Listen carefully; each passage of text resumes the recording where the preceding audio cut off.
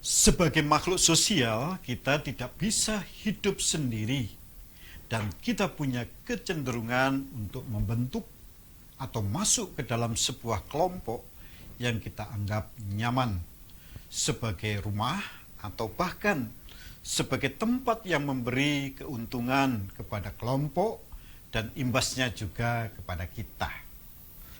Keuntungan tidak melulu kita artikan dalam bentuk materi. Bisa jadi kenyamanan, bisa diterima satu pemikiran, kelompok yang sama, dan bahkan kelompok keagamaan di mana kita bisa diterima.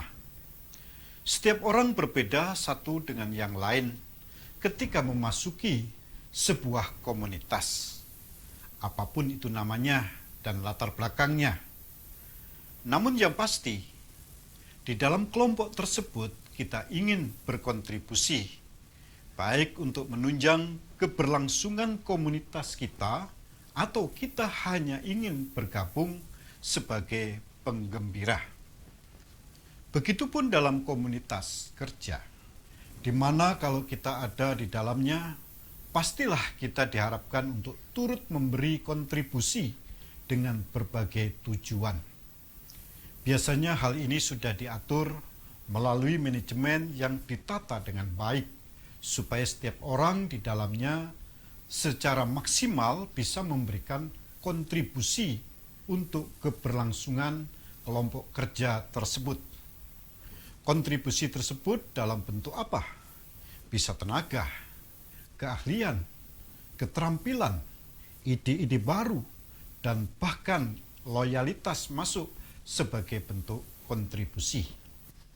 Tujuannya, kontribusi tersebut bisa mencapai target dan pencapaiannya cepat serta efisien. Lalu bagaimana kalau kontribusi dalam konteks pelayanan atau gereja misalnya? Sebenarnya tidak kalah pentingnya dengan perkumpulan yang lain. Namun tentu saja keuntungannya bukan hanya soal masa depan secara rohani, tapi juga ketika kita bersama-sama dengan orang-orang yang seide, sehati, sepenanggungan untuk bertanggung jawab mengemban misi dan misi yang kita yakini datang dari Tuhan. Maka kontribusi yang diharapkan lebih banyak lagi. Kalau kita mau kelompokkan, kontribusi yang kita lakukan adalah kerelaan hati, pengorbanan waktu, dan bahkan tenaga.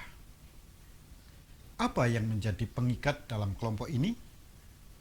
Tanggung jawab yang dipikulkan kepada kita, sehingga kita mau berkomitmen untuk melakukannya.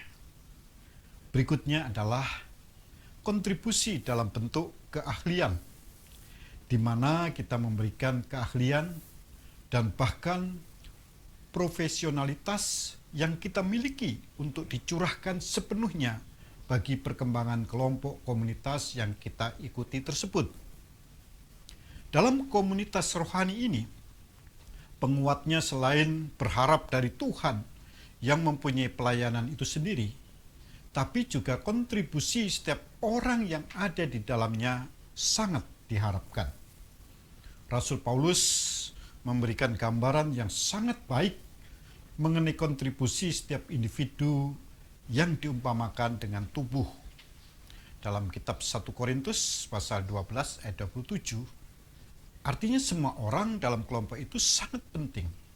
Tidak ada satupun dalam komunitas tersebut yang dianggap tidak penting. Apapun kondisi dan situasi seseorang yang ada di dalam kelompok pelayanan atau gereja, sejatinya ia bisa berkontribusi untuk kelompok tersebut tanpa terkecuali. Bisa dalam bentuk kontribusi finansial atau materi, juga bisa berupa talenta dan keahlian yang dimiliki seseorang dengan menghargai bentuk keahlian. Apapun itu sangat berarti. Juga bisa berupa kehadiran dan kepedulian terhadap setiap apapun yang ada di dalam kelompok. Bahkan walaupun hanya dukungan doa, tidak bisa dianggap sepele sebagai sebuah kontribusi dalam komunitas rohani.